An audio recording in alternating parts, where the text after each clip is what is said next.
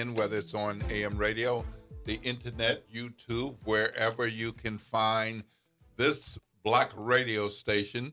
And, of course, we appreciate those of you who listen and watch on Facebook Live. It's a special day today in New Orleans. We've got the inauguration of a new mayor. The program scheduled to start at 9 a.m. at the Singer Theater. Don't rush over because you probably won't get a seat. So this is a ticket per seat event, and it is on lockdown. And I say that in a good way. It's on lockdown in terms of making sure everything flows, security. It is, not even live media is inside unless they're like taking notes in a seat. So there's no television camera or live feed. You can use their feed. It's obviously going to be quite the event this morning with this inauguration of this morning. I got some friends along with me today. Welcome to the special edition of the Good Morning Show. This is the Inauguration Day Journalist Roundtable, and we are going to have a good time looking back at the Cantrell administration, looking forward to the Moreno administration, and talking about things related. Therefore, I have to my left none other than former WDSU anchor, national correspondent, man about town. Yes. Norman Robinson. Yes. It's good to be here with you, Will. I wouldn't do this for anybody but you. And he's back. Uh-oh. In the other corner. Had to get a little sports. Weighing 145 pounds. There he is. I wish. Oh, boy. Also of WDSU fame. Absolutely. Sports director, WDSU sports director. Yeah. And man about town. And Hall of Famer, more than one time. That's right. Absolutely. Hall of Famer, more than We're one time. sitting here with Ro Brown. We're sitting here with media royalty. Yeah. Yeah, you and Will. You and Will. Yeah, you're right.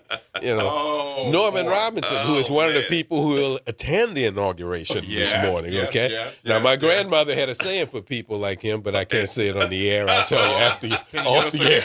Okay? Can you give us a hint? No. Maybe a few letters? No, you don't know his letters? No, you don't know his grandmother. Okay. You don't know his grandmother.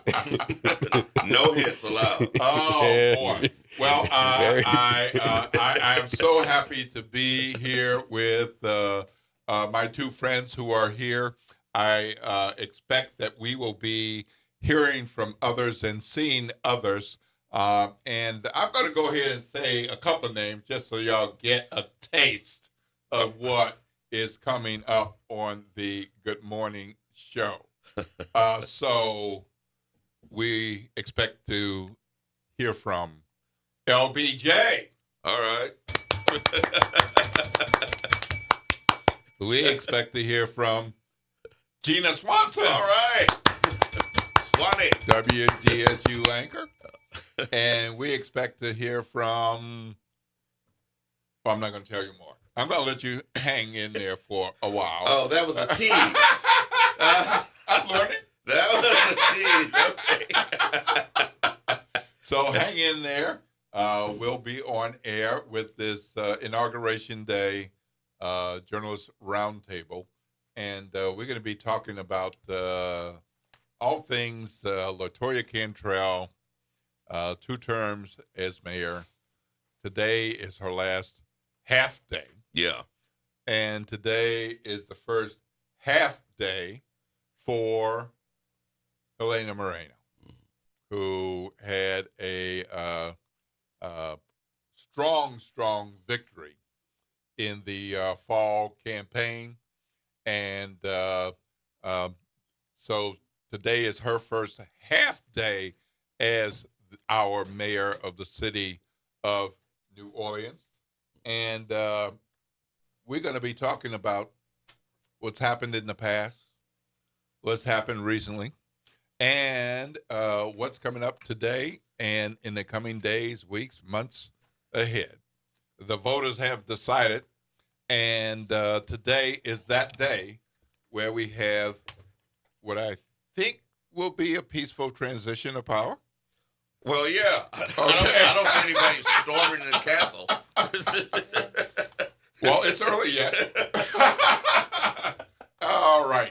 And I've done some intros, and I'm going to do another now for y'all who are on Facebook Live. Hey, y'all. Y'all wave at the camera there. You know. Hello. We got our peoples out there, too. They can't see me. I think they probably can. But welcome, Anitra Brown, editor of the New Orleans Tribune. All right. Thank you for having me. Thank you for getting up and coming in. He didn't thank us for getting up. Yeah, right. You know. Yeah. Well, people been asking me, you know, how do I like this? And I was like, well, I'm used to being up at this hour. I'm just not used to being alert, brush my teeth, cleaned up, dressed, and being at a place at this hour. You did all of that this morning? Well, I believe that about you, but I don't believe that about Anitra. Oh, boy. Oh, boy. Okay, look, as y'all know, in media, it takes advertising to make things work. Well, there is that. Okay, so there will be some breaks during this show, and we got one coming up in 2 minutes. So, real briefly, I want to hear from each of you what you think are some of the most important points for us to get to. If you can do that in 30 seconds, because we got the rest of the show. Anitra. Sure. I think, and I want to talk about looking forward. I think one of the most important points for us to get to is accountability and fairness, especially when it comes to what is going to be necessary to move this city forward for the benefit of all of its residents. Okay. Ro. Attitude. Attitude. Mm-hmm. Yeah, attitude. Anybody in particular's attitude? Oh, I think attitude. Or everybody's attitude. I guess I'm speaking specifically of, the mayor. Okay. Because I think the president is it's one of the big things about him. Okay. It's attitude. Okay. Okay. All right. I think it was one of the big things about the previous mayor. Attitude. Okay. That's okay. Yeah. All right. Sounds good.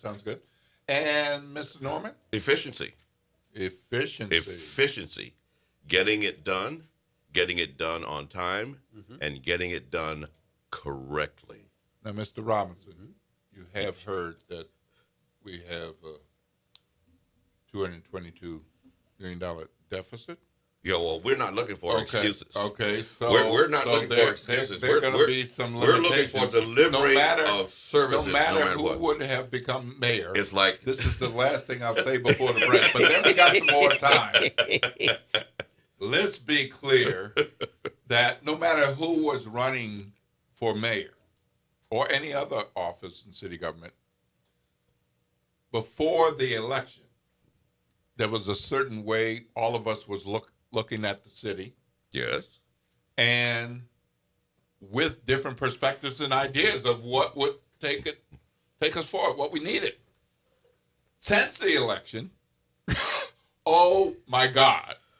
Well, it would be different no matter who is let being me just tell you. inaugurated. Let me just tell you the way they used to tell us in the Marine Corps when we were facing a challenge: improvise, adapt. And overcome, my friend. All right, we're going to break. For those of you who are tuning in to the Good Morning Show for the first time in a long time, or maybe you missed a few days, I'm working with Jared Bro, on the other side of the glass. He's our Good Morning Show producer. We welcome him to the team. And for those of you who are used to another voice very occasionally, or hearing the name and popping in the chat, a shout out to Nyron Sanders. He is not dead. That's good to know. He did not get fired. He did not leave. That's good to know He's as well. still here at WBOK. So live and well. So the station is building, and we're happy to add Jared to the team, and Naren will take on other responsibilities, and so that's where we are. It is 7:11 a.m. on this glorious Inauguration Day, Monday, and you know we have kiddies going to school, as I like to remind you every single day. Please be safe. Watch out for yourself, and watch out if you're in the school zones. Go slow. That's right. 20 miles per hour, not 26. 20 miles per hour. Watch out for our babies and our kiddos. Make And sure definitely not 30. Yeah. Make sure they get where they Not need bad. to go. When we come back after the break, more with Ro Brown, Norman Robinson, and Nitra Brown. And guess what? What? We're going to have another journalist joining us after the break. You're listening to WBOK, what New Orleans is talking about all day long.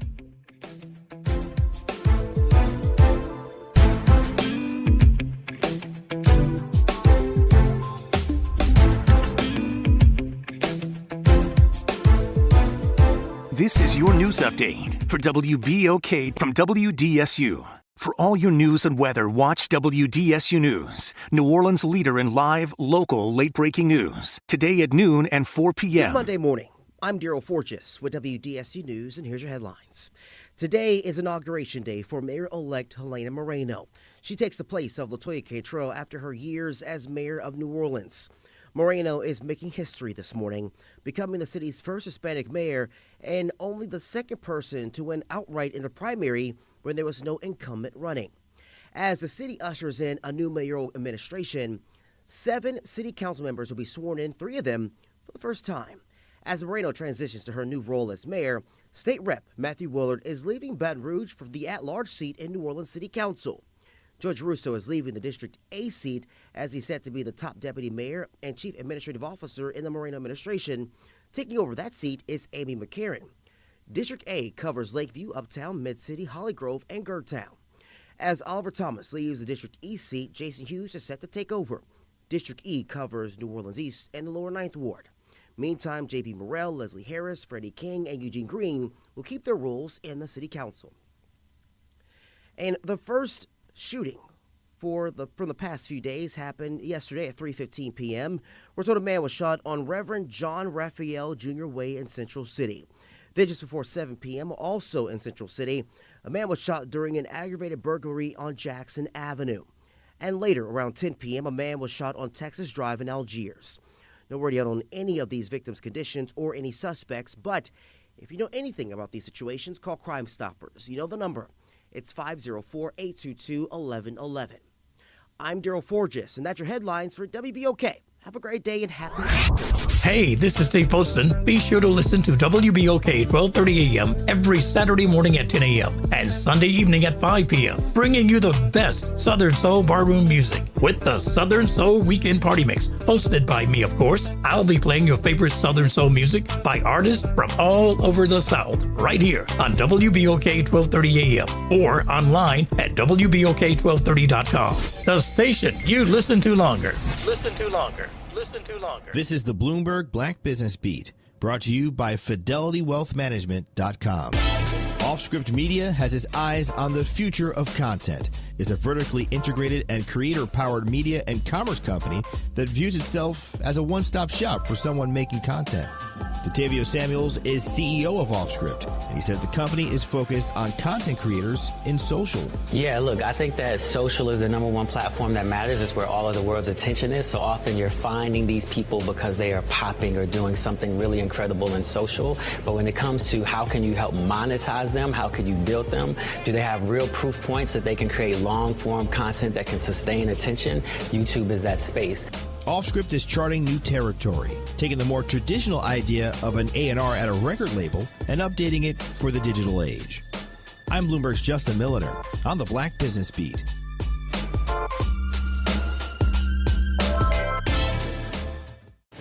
If Ernest Hemingway was alive today, would he say this to you? Shakespeare, Mark Twain, Edgar Allan Poe.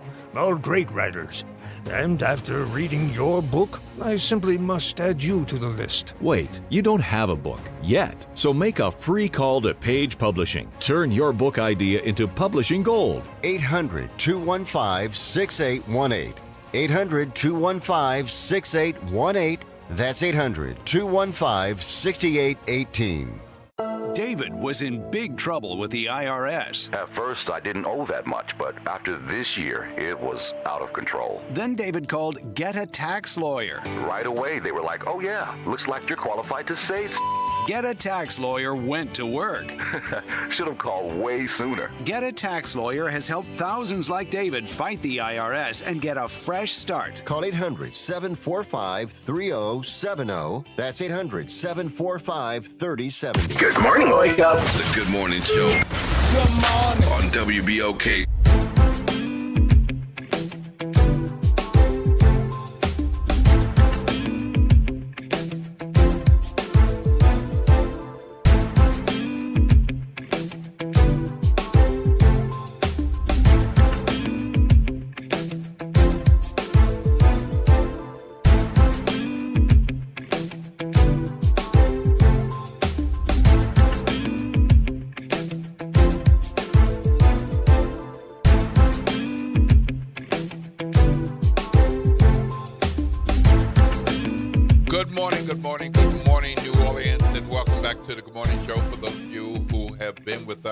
Since earlier in this 7 o'clock hour. I'm Will Sutton, and I'm here with my journalist friends for a special edition of the Good Morning Show, the inauguration journalist roundtable.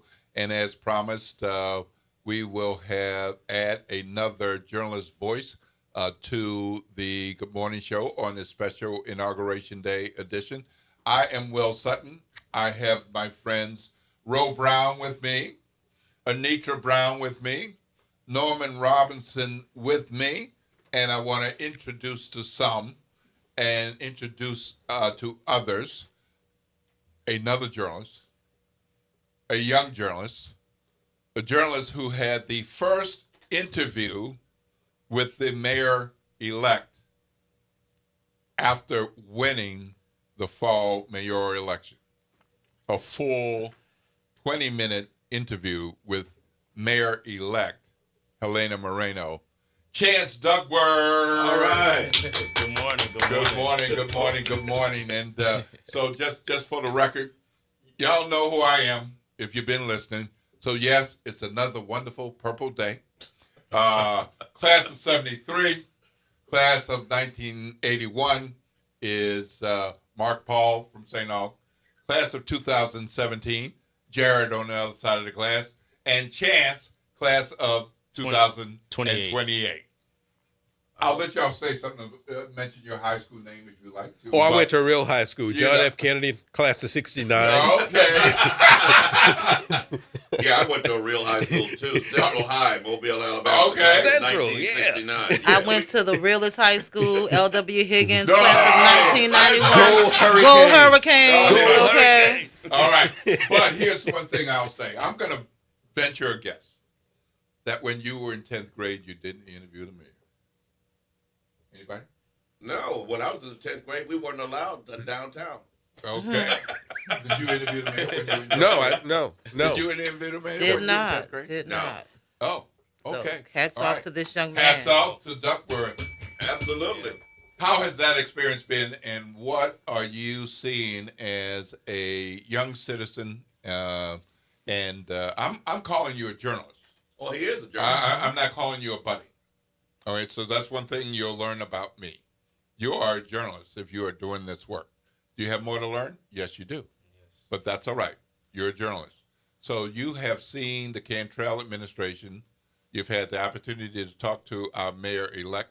She is being interviewed, inaugurated today as mayor, our mayor for the next 4 years. What are your thoughts, having watched Mayor Cantrell and seeing the election of Helena Moreno through a tough campaign, but a strong win?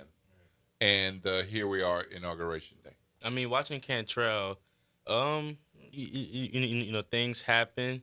She did well, but eventually, sometimes we need a change, and I think it's time for that change. I was talking to Mayor-elect Moreno in the beginning of October when she won the election. You know, obviously we were going through some city budget issues, but she found a way to dig up $125 million to help us get out that deficit. And now, you know, sometimes we just need a change, and I think it's time for us to get in that new direction, and the change starts today. Okay. So you're in 10th grade. Yes, sir. And how old are you? 15. And in 4 years, you'll be how old? 5, 6, 7, 8, 9. 19. Okay. So when you are 19, right, what do you expect Mayor Helena Moreno to have done to make life better for you, your classmates, schoolmates, and folks across New Orleans?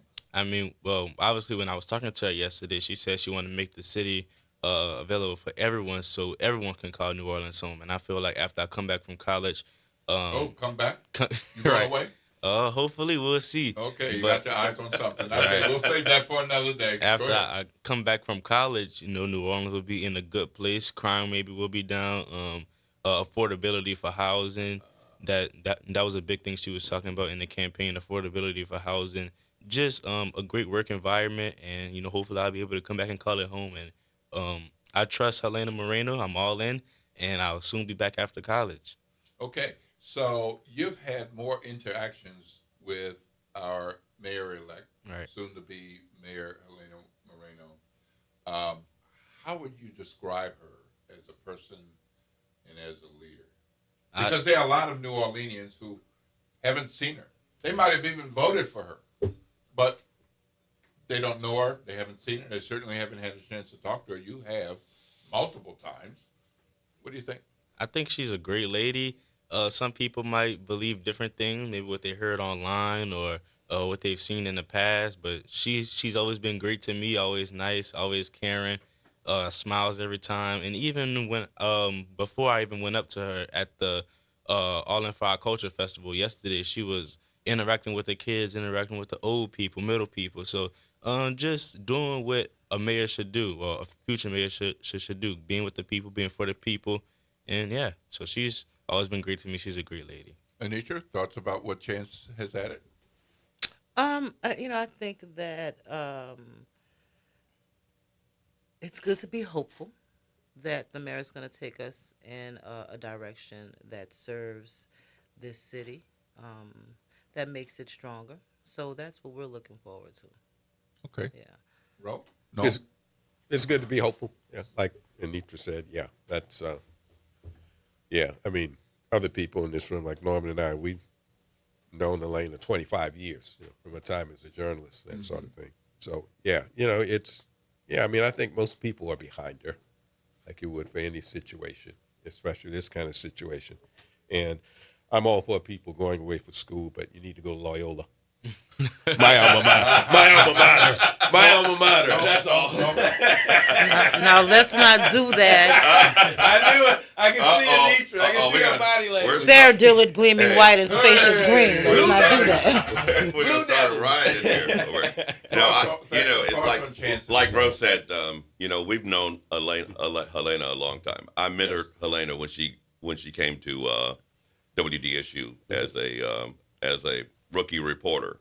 The thing I like about her is that she's always willing to listen. Yeah. She doesn't get defensive about being critiqued. Yeah. You can get her attention and have a discussion with her about things that may not necessarily be flattering for some, but for her, she would always ingest whatever you had to say. Yeah.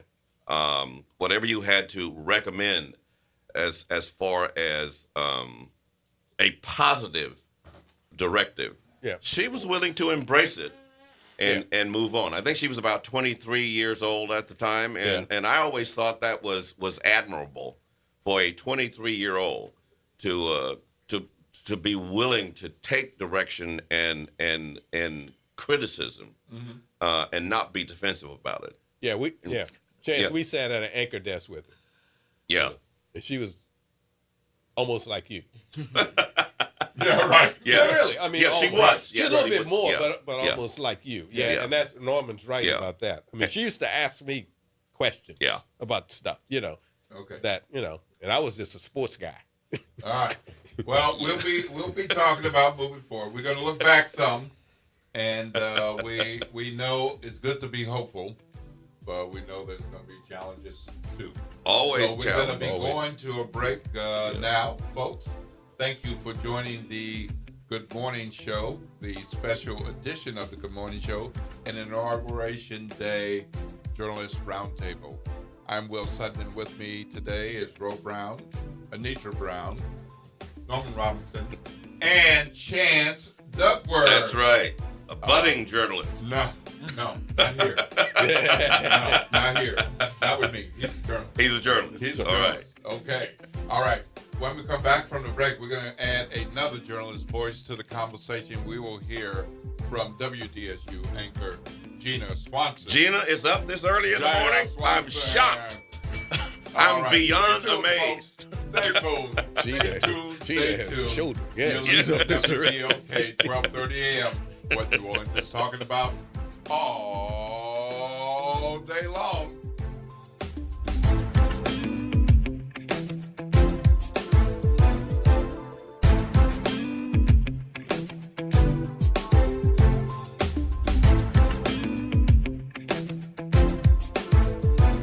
This is your news update for WBOK from WDSU. For all your news and weather, watch WDSU News, New Orleans' leader in live, local, late-breaking news. Today at noon and 4 p.m. The cold weather is back. We're back to feeling like January finally. Temperatures for today will start off on the chilly side, but eventually we'll see highs between 54 and 57 degrees. It'll be a mix of sun and clouds. As we do get to tonight, though, there is a chance to see a light freeze on the North Shore. Lows about 31 to 43 degrees for tonight for both shores.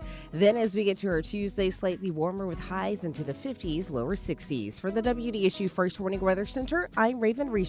My name is Armand Gillespie. And this is Philip Thomas. And we are the Bald Online Podcast, where we cover all the major sports topics. But today, we come to you all to talk about a more serious topic. Suicide prevention. A little less than a week ago, a young, talented football player named Marshawn Nealon took his life after scoring his first NFL touchdown. We stress the importance of life and how precious every person is. We on Bald Online Podcast hope if you're ever going through anything, to please reach out to a loved one. And if you think you have no one to turn to, please call 988 Suicide and Crisis Lifeline. Remember, you are loved and cherished in every possible way. Peace and always love from us. And remember, ball don't lie. Peace. Tired of the impersonal, one-size-fit-all style of banking? You deserve a bank that delivers exceptional service and personalized attention to your needs.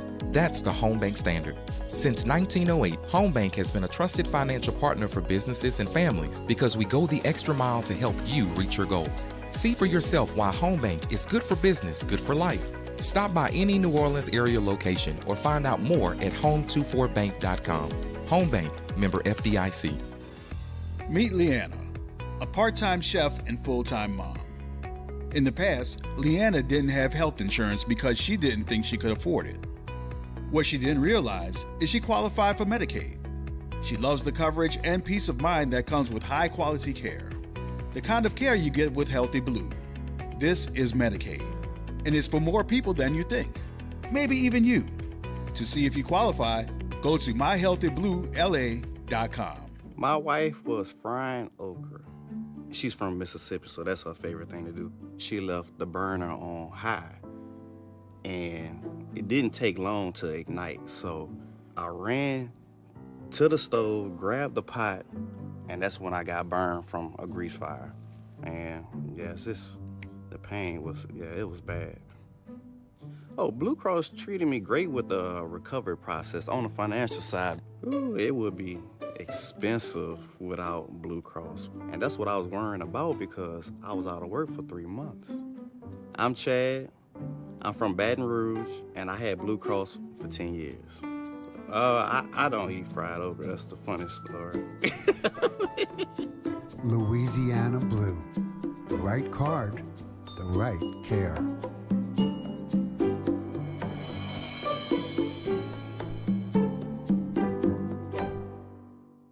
Experience 2 nights of genre-blending music with the New Orleans Jazz and Heritage Foundation's Jazz and Heritage Concert Series, presented by Goldfarb Financial, happening at the George and Joyce Wynn Jazz and Heritage Center in New Orleans. See jazz vocalist Ingrid Lucia and the Good Troublemakers on Friday, January 16th at 8 p.m. Then, on Saturday, the 17th at 8 p.m., catch pianist-composer Lawrence Seabrist, Estralia Banda, with special guests Tommy Lowry and Bart Plateau. Expect a thrilling mix of jazz, classical, Afro-Cuban funk, and more. Tickets are $10 and available at jazzandheritage.org.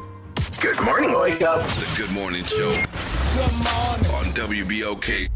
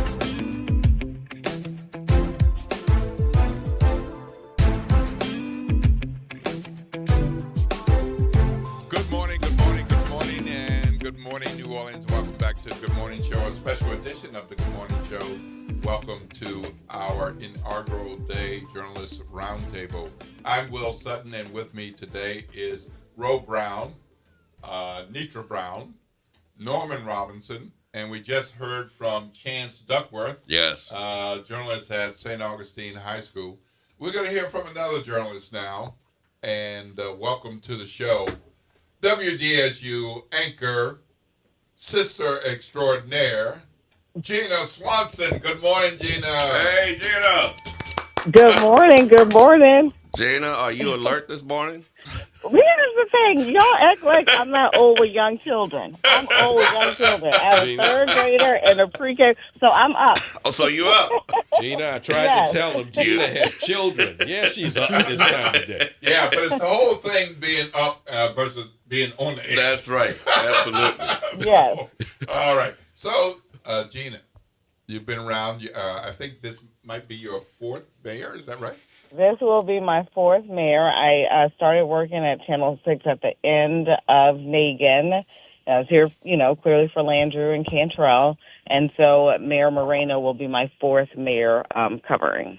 So give us a little context from your perspective of being in the newsroom and watching mayors in the time. What are some of the differences and similarities in the mayors that you've seen, and what are you expecting of Helena Moreno at this time after 8 years with Mayor Cantrell? I'm going to say this. Being the mayor of New Orleans is a tough job. If anybody ever asked me if I was interested in politics, I would say, yeah, when all the problems are fixed. And so, she enters this administration and this term with a lot on her plate. But from what I know about Helena, she, when she has something in her sights, she'll make heaven and earth move to go after it. And so even at the launch of her political career in 2008, her first race wasn't successful, but she's won every race ever since. She's been successful. She's, amassed quite an impressive, legislative record. She's put together a good team. I mean, she's said all the right things, and I honestly believe that she wants to make things happen for the city of New Orleans. And as a resident here, I honestly want her to do well. But, there are a lot of promises you make when you're on a campaign. I know specifically I asked every candidate about, twice a week trash pickup. Is that coming back? That already looks like that's not going to happen. The quality of life issues. I know that she has the big picture challenges, the budget, redevelopment in New Orleans East, those kind of things. But I think the smaller quality of life, day-to-day things, also people want to see some movement there. And like I said, I've covered a few mayors. I think that and all of the optimism about this new day in New Orleans and this new administration, she has a lot of political capital, but as a journalist, that doesn't mean that she cannot be held to account. And I just don't want, in all the optimism, people, to give the mayor a pass. We have too many problems in New Orleans, too many hard things that need to be addressed. And so we have to be watching carefully and questioning critically, how the day-to-day operations of the city are being handled. Yeah, well, the thing that you can always count on in New Orleans is nobody gets a pass. People used to call me up on the air. Norman Robinson, that coat you got on is too short. Listen. Nobody gets a pass in New Orleans. Everybody is under the microscope. Yeah. Everybody's under the microscope. You better believe everybody has something to say, and everybody loves to drop a dime. That's my favorite. You better believe it. XYZ, blah, blah, blah.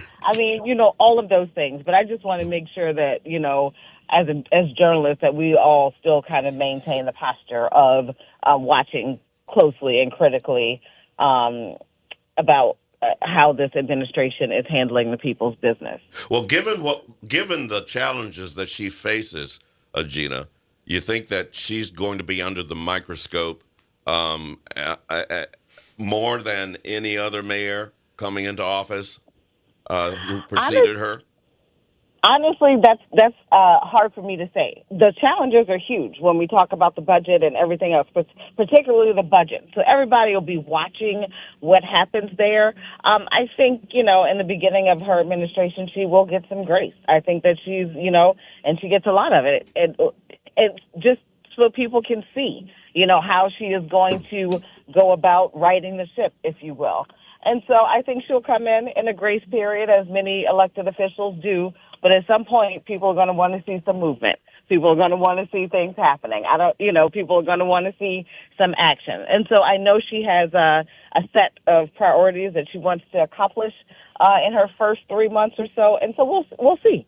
We'll see what happens. Hey, Gina, and I want to get your take on 8 years of the Cantrell administration overall, and then point to 1, 2, or 3 successes that people shouldn't forget. And then I want to get you all to weigh in on that as well.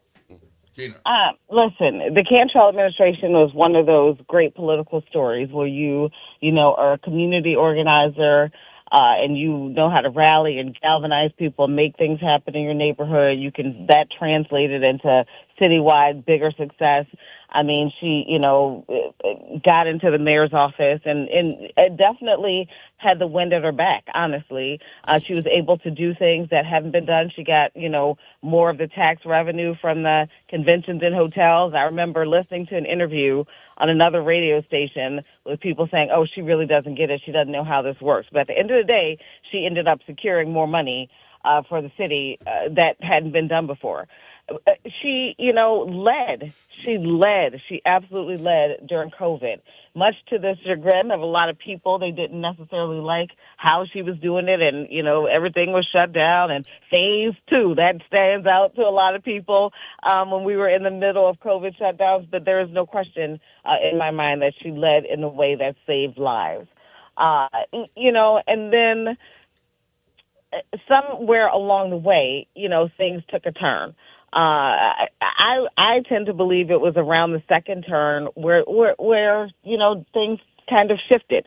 Didn't have the wind at her back, didn't have as much community support. I think that people kind of circled the wagons. I think that she became a little more kind of defensive. I think she dug in on things that she didn't necessarily have to. And so I think that it's twofold. I think that, some of the criticism of Mayor Cantrell she earned, but I do think that some of it just came from, her being a Black woman in leadership. I think that was part of it. I had heard things about Mayor Cantrell that I'd never heard said about any other mayor, just casually. Like people saying, oh, she's an idiot, or oh, this and that. And I'm like, well, that's the mayor of New Orleans. Like, how can you casually talk about her in this way? But again, I think there are moments where she didn't do herself any favors. But I don't want her whole 8 years to be boiled down or characterized by what we've seen in the last couple of months, with the federal indictment and all the other things. Like, I don't want her to end up being a caricature when there was really good work that she did on behalf of the people of New Orleans. And I don't want us to forget that. Even the Office of Youth and Families, there's so many programs that, she got off the ground or got implemented or things that she secured, but all of that can get lost in the narrative. And so, I hate that for many people it comes down to these last few days of her administration and not the work that she had done years prior. Nature? Yeah, I couldn't agree more with Gina. Definitely, when you look at the Cantrell administration, things that were done right, the way she led on COVID and protecting the, with keeping the city closed for as long as she did, protecting the most marginalized in our community, workers who low wage, high exposure, right? Definitely fair share. I also, I'm thinking about what she's done to get money in the hands of culture bearers through her reshaping of the New Orleans Tourism and Cultural Fund. I mean, that was a big win for the people who are at the heart of this city's culture. The Office of Youth and Families, that idea to kind of create this, we had all of these different pieces and parts that were working kind of in silos, and she put them all under kind of one little umbrella. So I thought that was a good deal. And again, wasn't perfect, right? You definitely missteps, but I think a legacy that is worth a wide view, cannot be looked at. One of the missteps I can think about when she was pushing for relocating City Hall, right? But that was a time where after she heard from the people, she stepped back, and she kind of re-evaluated that and then went another direction. So, there were times where, she did maybe perhaps dig in her heels, but then there were also times where she said, oh, okay, so, this is not what the people want. Let me go here. And so again, we know what's happening now, and that's something that she is going to have to certainly face as an individual citizen, right? But I don't think this legacy is one that can be ignored or sidelined as something totally negative. Unfortunately, people are going to zero in on the negative because that's just people do. That's human nature. But I have great empathy for Mayor Cantrell. I remember first meeting her when she was a leader, community leader in Broadmoor, and I had her on the hot seat at WDSU, and we talked about moving the city forward, and that's where the idea for taking money back from the Tourism Commission germinated. That idea, because she said, "What would you do, Norman?" I said, "Well, everybody across the globe knows New Orleans. They don't know where Louisiana is, but they know where New Orleans is." I said, and all of that money that the tourism and convention people have at their disposal should be coming back to the city. And that is what she pushed. I think that was her first major accomplishment. Definitely. Where she got money from the Tourism and Convention Bureau to invest in infrastructure.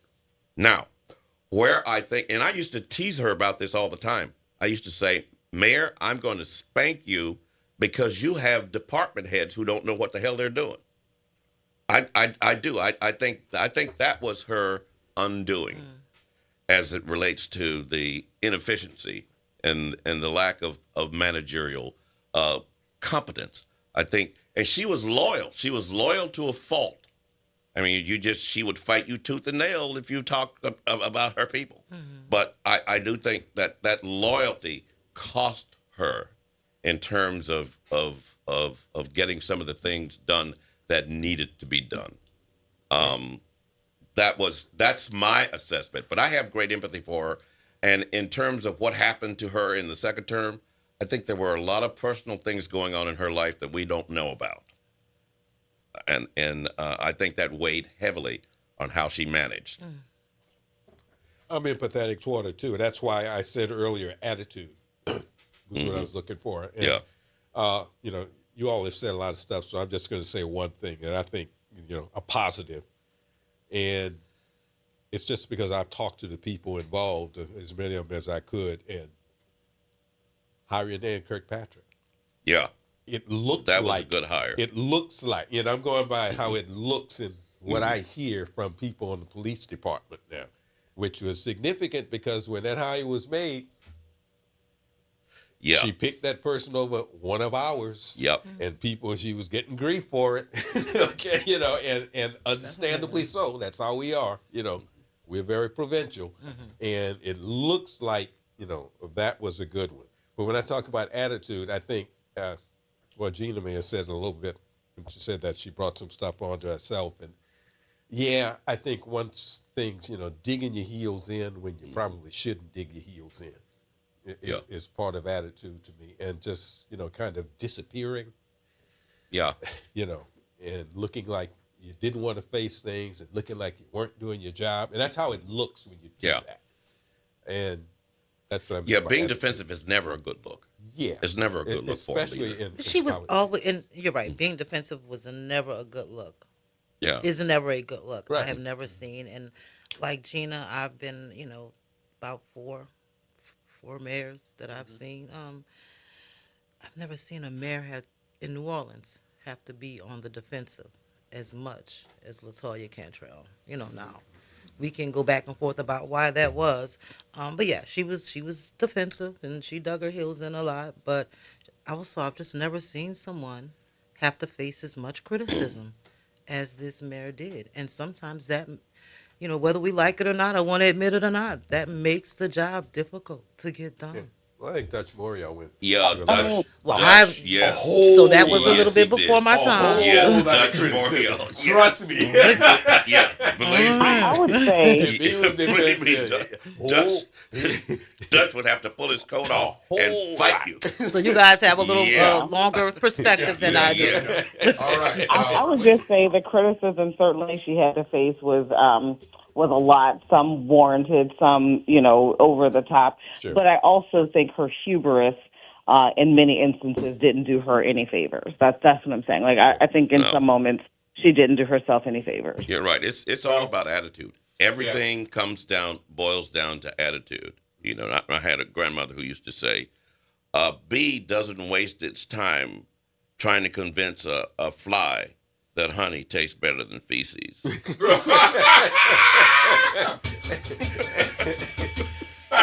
He doesn't waste his time trying to convince a fly that honey tastes better than feces. That's right. All right. Well, I will say, I don't know your grandmother either, but I'd like to know that. I will say, some of us really love the swagger. Yeah. Okay, we did. Sure. But I think the context was the issue. I think we all have relatives who are over the top. But when they get over the top and it's like, this is the wrong moment for this. Yeah. It's that kind of thing. Right. Yes. It's like, unfortunate. All right, we're going to go to break. Gina Swanson, WDSU anchor, thank you so much for joining us here on a special edition of the Good Morning Show, our Inauguration Day Journalist Roundtable. I know you got some more things to take care of, and I know you'll be following the new mayor as she takes office this morning and in the days, weeks, and months and years to come. Gina, I think you should have your own podcast, darling. I like the way you operate. Oh, thank you, love. I would love to. All right. All righty now. All right. Talk to y'all later. All right. Yeah, this is WBOK, 1230 a.m. What New Orleans is talking about all day long.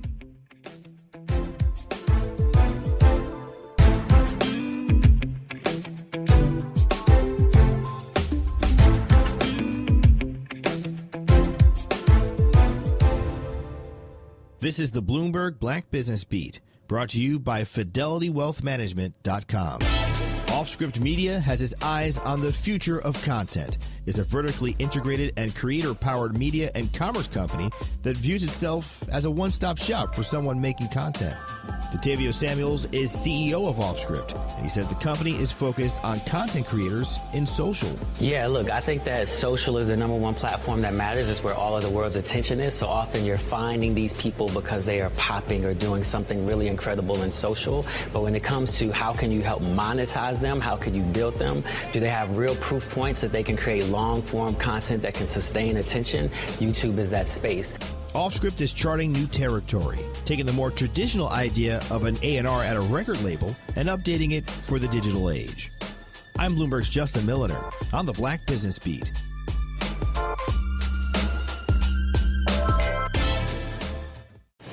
If Ernest Hemingway was alive today, would he say this to you? Shakespeare, Mark Twain, Edgar Allan Poe, all great writers.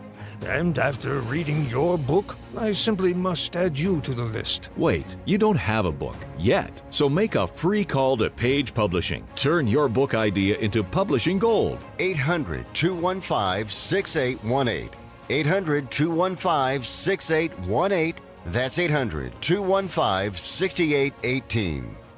David was in big trouble with the IRS. At first, I didn't owe that much, but after this year, it was out of control. Then David called Get a Tax Lawyer. Right away, they were like, oh yeah, looks like you're qualified to save.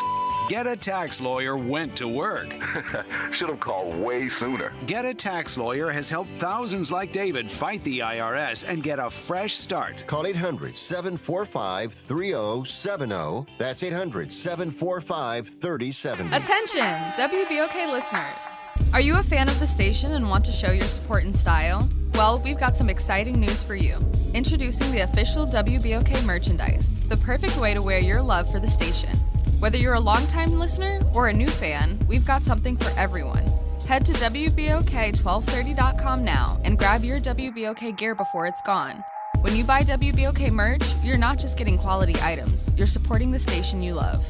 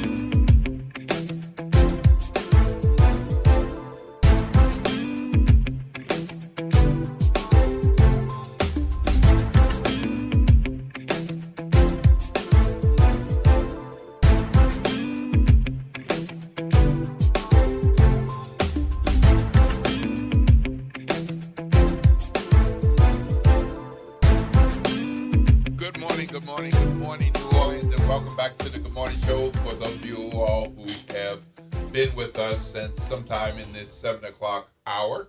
And welcome to the Good Morning Show for those of you all who are just tuning in, whether you're listening to old style AM radio. There you go. Or on the internet, YouTube or otherwise. And hey, y'all, to those of our listeners who are on Facebook Live, so you're listening and watching. There you go. So welcome to the Inauguration Day Journalist Roundtable on this Inauguration Day. Not at 9 a.m., but inauguration program starts at 9 a.m., and at the end of that program, we will have a new mayor, Helena Moreno. I am Will Sutton. I'm with my friends Ro Brown, Norman Robinson, and Anitra Brown. Say hi to the people. Hello, hi to the people. Good morning. And we're going to have another friend join us now, reporting from the field. LBJ, anchor reporter extraordinaire. There he is. How y'all doing? Man about town, Bon Vivant, rock on tour. In the trenches. All right. So good morning, LBJ. How are you? Y'all giving me a whole lot of credit for a bunch of stuff. How y'all doing? Fabulous. Well, I know you're used to getting up early, and I wanted to make sure that we got you on before Mr. Norman Robinson skedaddles. Yeah. Because he wants his parking spot and wants his seat, and he wants to make sure everything's in place. That's right. So I wanted to hear your voice and you to hear his. Absolutely. So I'm gonna let you ask LBJ a question that he can answer in a minute and a half, and then we go into another break, and then LBJ. Hold on, LBJ. LBJ doesn't do anything in a minute and a half. No. Come on. What are you looking forward to most, LBJ, with the entrance of the new mayor on the political landscape? More than anything, hopefully, an efficiency at City Hall that we've been lacking. I do think that running city government is a big job. It is trying to get your arms around an elephant with 8 legs, if you will. Yeah. And I think that it is a challenging job, even for the best manager, if you will. Aside from all of the insane and kooky stuff, court cases, all that other kind of stuff, I think the area that we suffered most is not an efficiently run place in certainly the second term of the current mayor. Does that make sense? Yeah. Okay. All right. I got you. All right.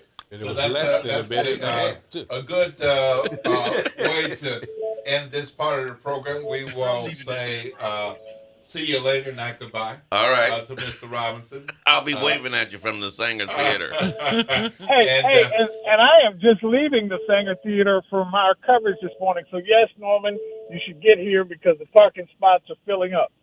Oh, yeah. Oh, buddy. Sounds like I'm going to be walking for a bit. Since I won't be, it's going to be a little bit before I leave this spot and head on over.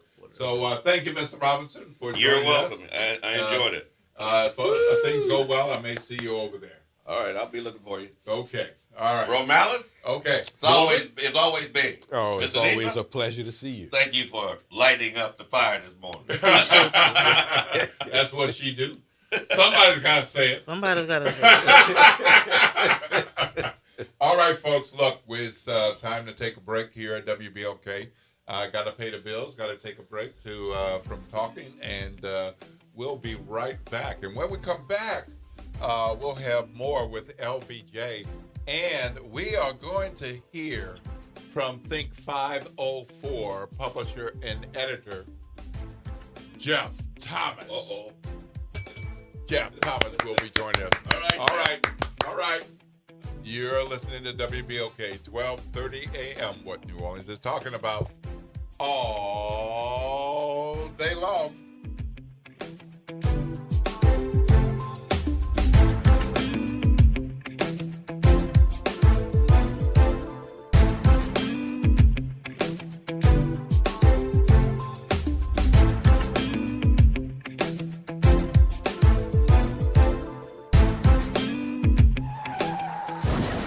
careless driver can change your life in an instant.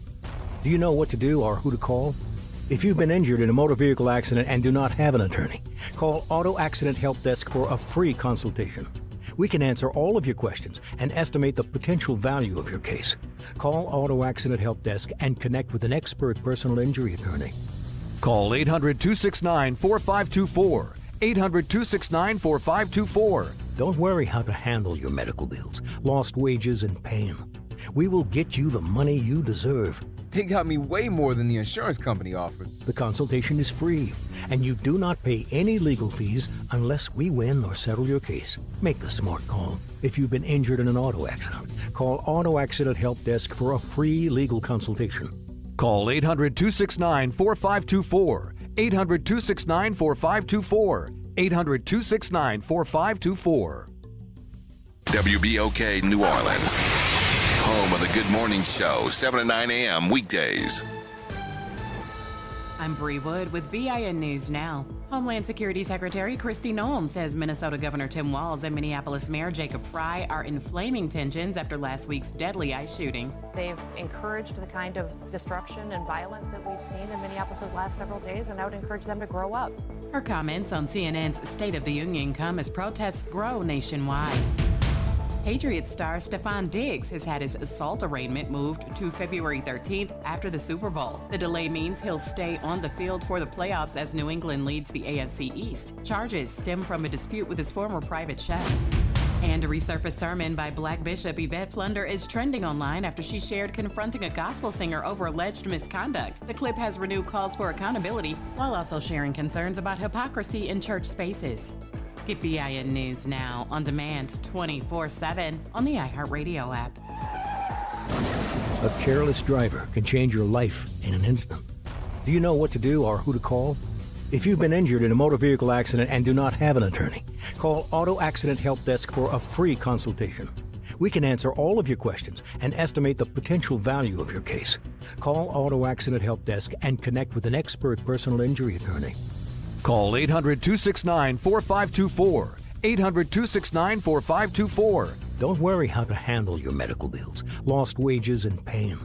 We will get you the money you deserve. They got me way more than the insurance company offered. The consultation is free, and you do not pay any legal fees unless we win or settle your case. Make the smart call. If you've been injured in an auto accident, call Auto Accident Help Desk for a free legal consultation.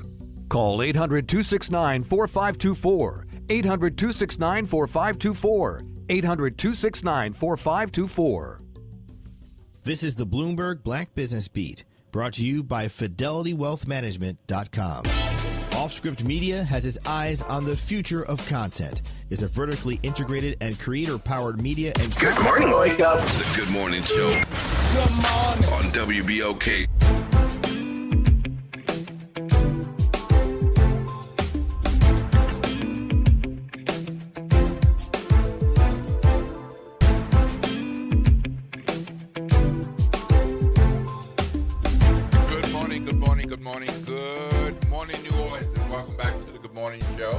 Right here on WBOK AM, we thank you for listening on AM, the internet, YouTube, or wherever you might find us online. And we thank those of you all who are listeners and watchers on Facebook Live. This is a special edition of the Good Morning Show. This is our Inauguration Day Journalist Roundtable. With me in studio here is Ro Brown. Good morning. And Anitra Brown. Good morning again. And so former WDSU sports director and multiple Hall of Famer. You didn't get the memo, man. You got the wrong last name. Ro Brown. Browns, you know. You didn't get the memo. You have the wrong last name. One Brown to another Brown. Will Brown. See, just for the morning. Just for today. Will just Brown. for today. Okay, I'll be Will Brown. Okay. I can't be Will Black. Come on, help now. him out, Anitra. And Anitra Brown, editor of the New Orleans Tribune, and there's some news on that front, but we gotta save that for a few days. So we'll talk about that later. And of course, Norman Robinson joined us and had to split. Gina Swanson's been on with us.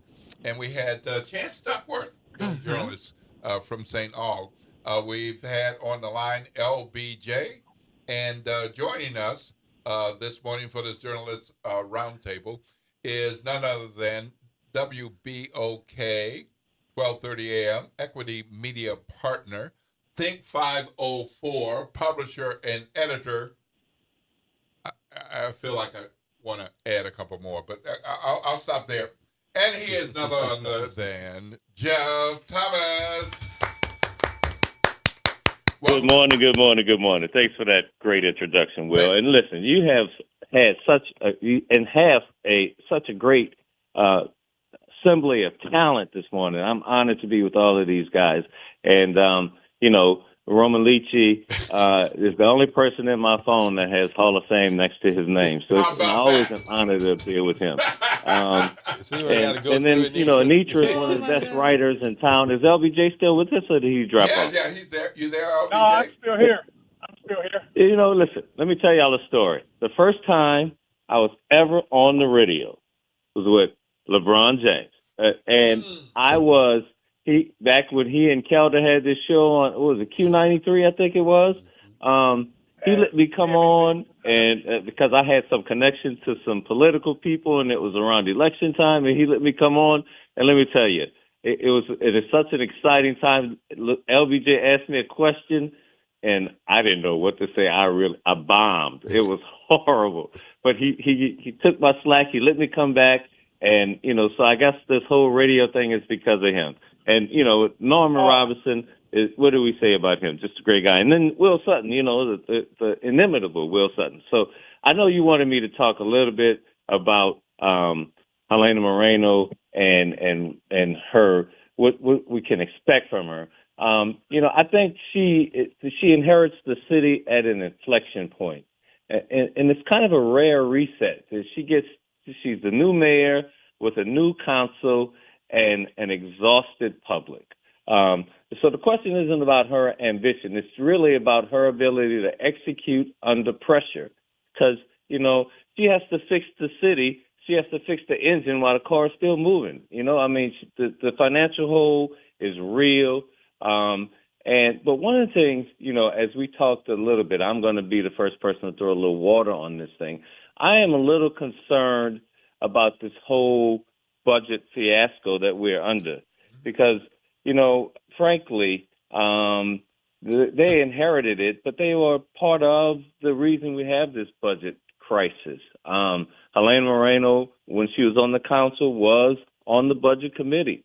Her chosen CAO, Joe Giarrusso, was the chair of the budget committee, and they chose to listen to Gilbert Montano when he deceived and distorted the picture, rather than listen to Ms. Romney Samuel, who said, listen, we got this crisis. So while we have this crisis, it's incumbent upon them to fix it, because they were there while it happened. They were in those seats at the council, and so by golly, they got to do whatever they can to fix it. And it's important that they fix it and fix it right away. So that's my position. That's where I start off. All right. LBJ? Yeah. So you've been covering Cantrell, and now we're shifting to Helena Moreno. How much of a difference do you think the average citizen will see with a different and new mayor? Well, I think a couple of things. I think the Mayor Cantrell, prior to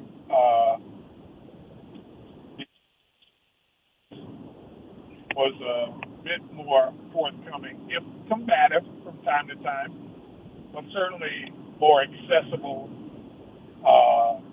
And I think when you're accessible and people can hear you speak and talk about issues, that there is also a perception that you're accountable, if you will, right? And I think that we got some of that earlier on in the Cantrell administration, even if, in fact, you didn't agree with how she was being held accountable or how she responded to being held accountable.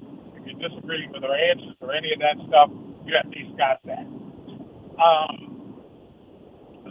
The initial change, if you will, biggest change will be communication, and you're already seeing it. Elena Moreno is a former news person. She is a trained communication specialist. She's also a politician. She's a former counsel at large and everything else, but she is a trained communicator who understands that speaking to folks and speaking to the public and speaking to the city is really important to get her messages on, you know what I'm saying, out and about.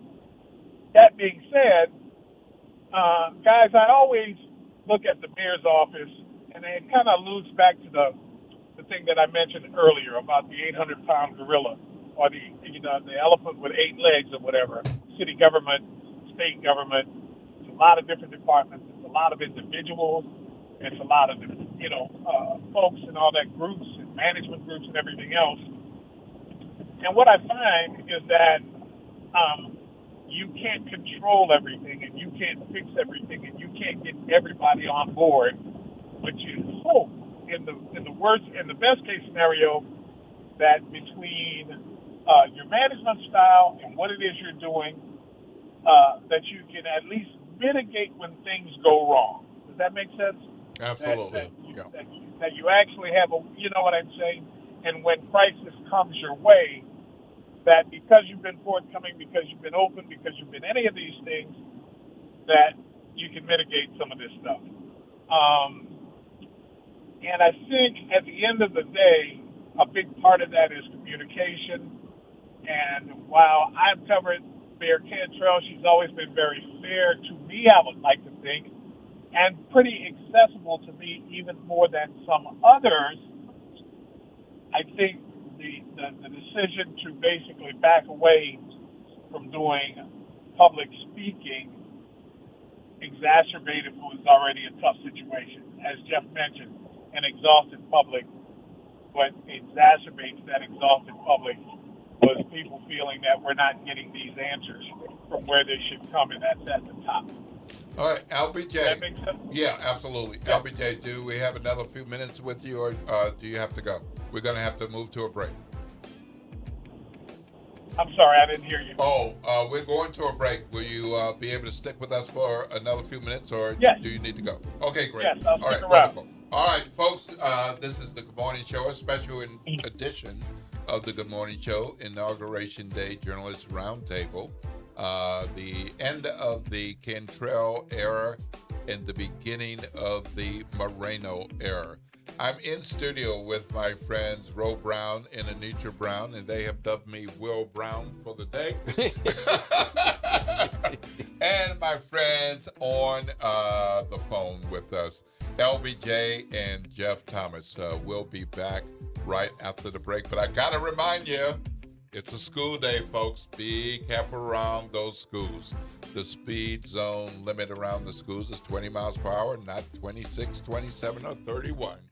So go slow.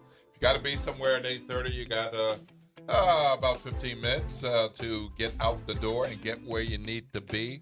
But whatever you do, make sure that you look in the mirror and smile. For those of you all who need to make sure you got your teeth before you leave, and make sure that you got your knapsack, your backpack, your briefcase, your wallet, your phone, your keys. And perhaps those are blue socks instead of black socks that you meant to put on. So make sure that you take care of those things so you're not stressed. This is WBOK, 12:30 a.m. What New Orleans is talking about all day long.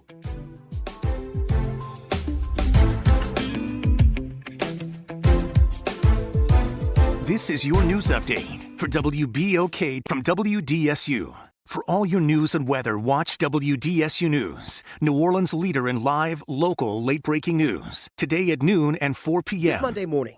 I'm Daryl Forges with WDSU News, and here's your headlines. Today is Inauguration Day for Mayor-elect Helena Moreno. She takes the place of LaToya Cantrell after her years as mayor of New Orleans. Moreno is making history this morning, becoming the city's first Hispanic mayor and only the second person to win outright in the primary when there was no incumbent running. As the city ushers in a new mayoral administration, 7 city council members will be sworn in, 3 of them for the first time. As Moreno transitions to her new role as mayor, State Rep Matthew Willard is leaving Baton Rouge for the at-large seat in New Orleans City Council. George Russo is leaving the District A seat as he's set to be the top deputy mayor and chief administrative officer in the Moreno administration. Taking over that seat is Amy McCarron. District A covers Lakeview, Uptown, Mid-City, Holly Grove, and Gertown. As Oliver Thomas leaves the District E seat, Jason Hughes is set to take over. District E covers New Orleans East and the Lower Ninth Ward. Meantime, J.B. Morrell, Leslie Harris, Freddie King, and Eugene Green will keep their roles in the city council. And the first shooting from the past few days happened yesterday at 3:15 p.m. We're told a man was shot on Reverend John Raphael Jr. Way in Central City. Then just before 7 p.m., also in Central City, a man was shot during an aggravated burglary on Jackson Avenue. And later, around 10 p.m., a man was shot on Texas Drive in Algiers. No word yet on any of these victims' conditions or any suspects, but if you know anything about these situations, call Crime Stoppers. You know the number. It's 504-822-1111. I'm Daryl Forges, and that's your headlines for WBOK.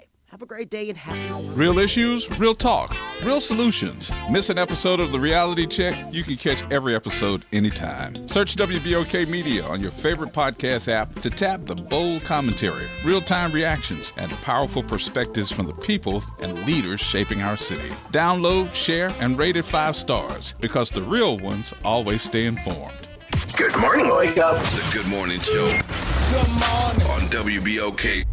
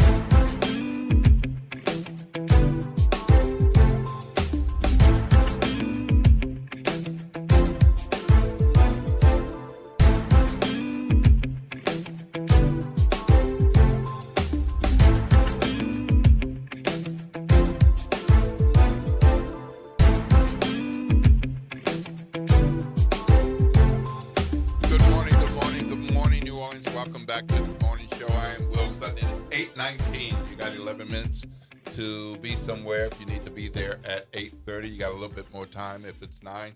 Again, watch out for our babies. Watch out for kiddos. They deserve the opportunity to get to school every day and learn a few things day by day, week by week, month by month, year by year.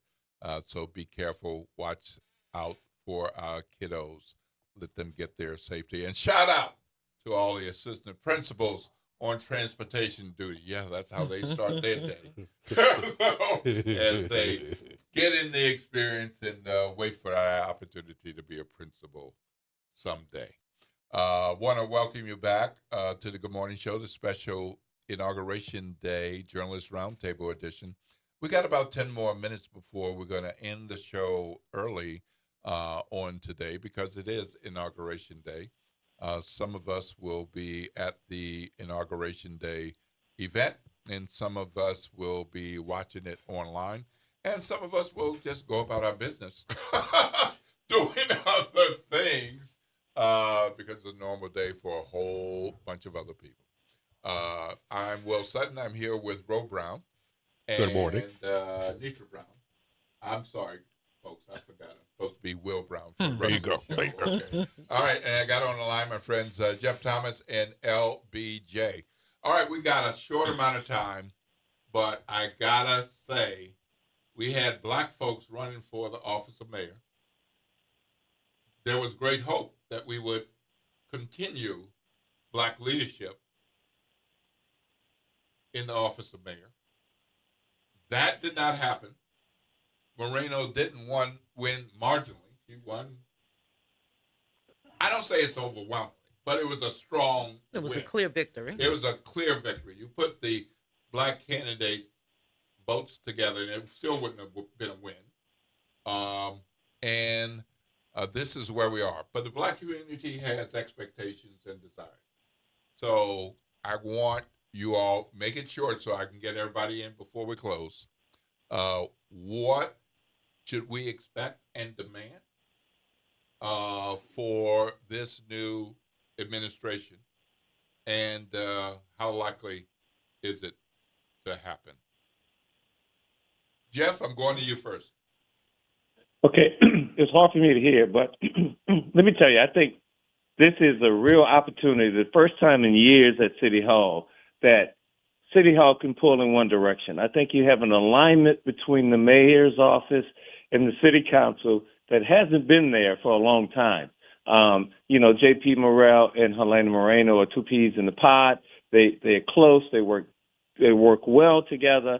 And because of that, I think that you are going to have a dynamic where you have a city council that will work with the mayor's office and do the kinds of things that the mayor needs to be successful. So I'm optimistic that we will be able to move forward in a positive direction. I'm optimistic that this administration is going to have all the tools that it needs to be able to propel our city to make it the best place it can be to raise a family, which is what we all want. And I don't want to hog up the time. I know you got other people. Is that going to be good for black people? Anitra? I am hopeful that if we have a mayor and an administration that wants to do what is best for all of New Orleans, with keeping in mind that there are people at varying levels in this society and pulling everybody up, that it will be good for black New Orleanians. I want to say a couple of things, and I don't want to take up too much time, but number one, it was not an accident that we did not elect a black mayor. It was the design, the attack that we saw, the criticism that we saw of the outgoing mayor.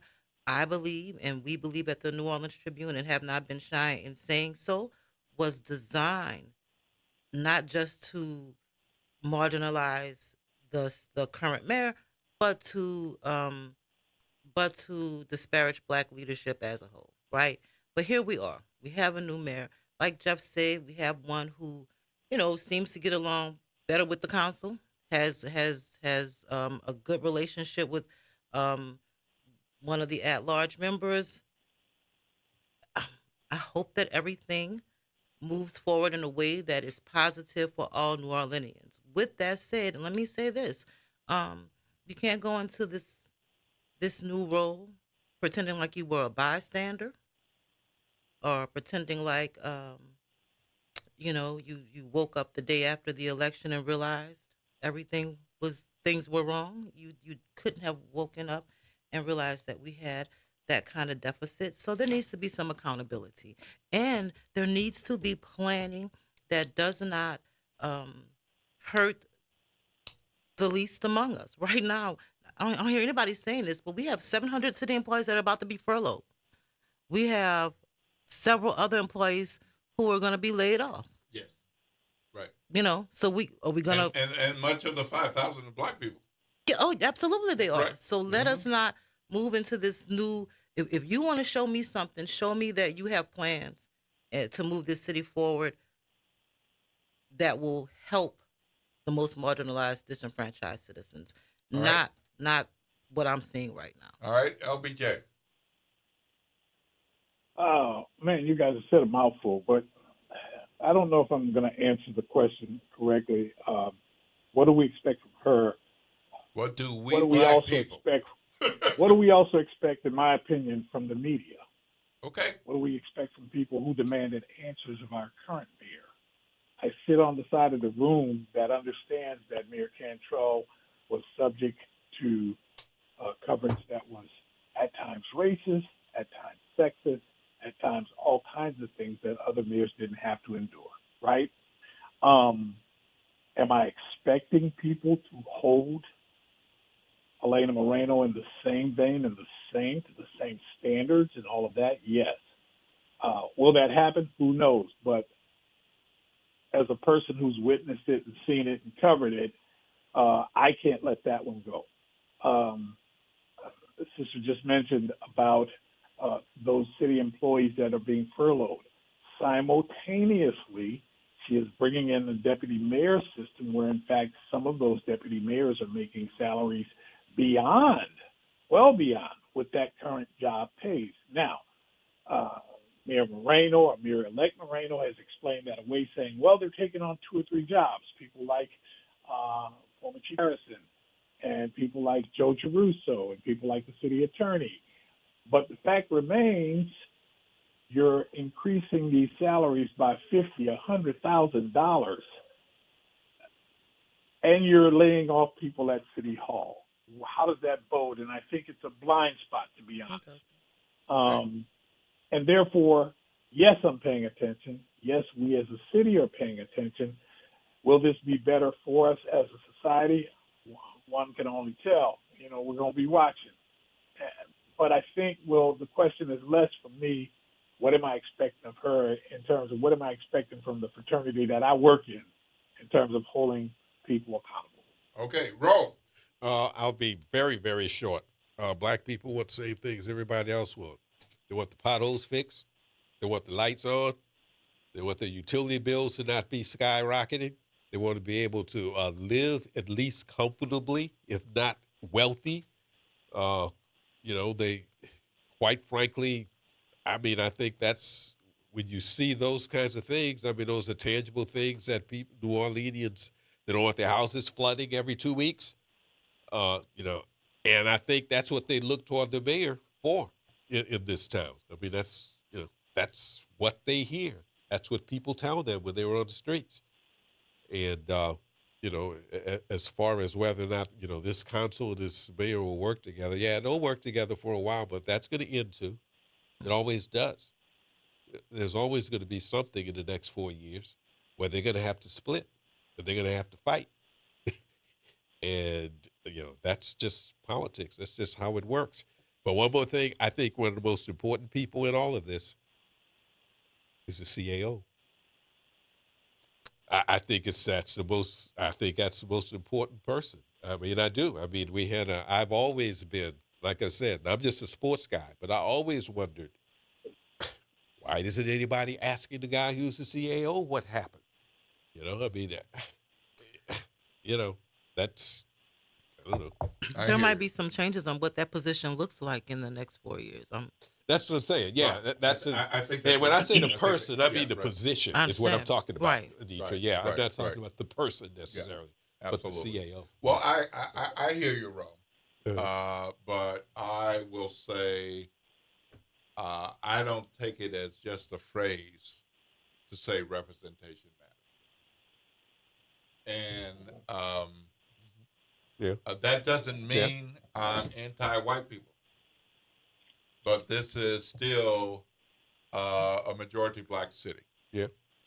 And it doesn't mean I think black folks should run everything. But I just want to remind the WBOK family of listeners that it's not just politics. It's also economics and finance, philanthropy. Yep. And we ain't very black in a bunch of those places. Nope. And a mayor of any race or ethnic background can have a major impact on that. Yep. If follow the contract is what I have to say about that. He follow or the contract. she is determined to make it a case, to make it something that will happen, and is determined to not back down. If that happens, there will be joy. Yep. Will it be easy? No. But do you see us? You hear us? And that's going to be a part of the assessment and the accountability, other than what happens at a press conference or a city council meeting. Where is the black community? Yes. And if black folks want all the things that other people want, like you said. But then there's the collective we. Where are we benefiting? at a period in time where that's a bad thing. Right. Can I add one point? I didn't realize that was the question. I couldn't hear you. But I do want to say this. You have to follow the contracts because in a city like the city of New Orleans, which has very limited economic opportunities, it is incumbent upon the city to contract with African-American businesses. It grows the economy. It stops crime. It builds home ownership. It does those kinds of things. So we need to follow the contract. If I were on earlier and I were talking about what Cantrell did wrong, it is that she decimated black contractors. We no longer have Richards Disposal getting half of the city. We don't even have Metro anymore. Those are the two biggest contracts in the history of the city. We have to follow the contracts and we have to engage. This isn't time when, as I think Anitra said earlier, we can't just sit back and watch. We have to become citizens. We have to engage. I challenge everybody. The city council meets every Thursday. That city council chamber holds 250 people. Take some time and go to a city council meeting. Or you can stream it. But, ladies and gentlemen, we can't just sit back and watch. You have to be involved. And if we don't put pressure, we don't know where this is going to go. The way you leverage political power in this city is through people power and people pressure. We need to show up and be engaged. All right, and there is a city council meeting today. The new council members will be sworn in. The incumbents will be sworn in for another term, and there's an agenda. So I've already looked at the agenda, and let me tell you, there's some stuff on there people need to pay attention to. And along the lines of contracts, just take a look at the council part of the agenda, not the COUNCIL part, the COUNSEL part of the agenda. Mm-hmm. Take a look. Thank you, guys. I got to drop off. Have a great day. All right. Thank you so much to Norman Robinson, to Gina Swanson, to LBJ, to Jeff Thomas, to Ro Brown, to Anitra Brown, and to Chance Duckworth, a young journalist from St. Augustine. Thank you so much for joining us on this special edition of the Good Morning Show. This is WBOK, what New Orleans is talking about. Oh.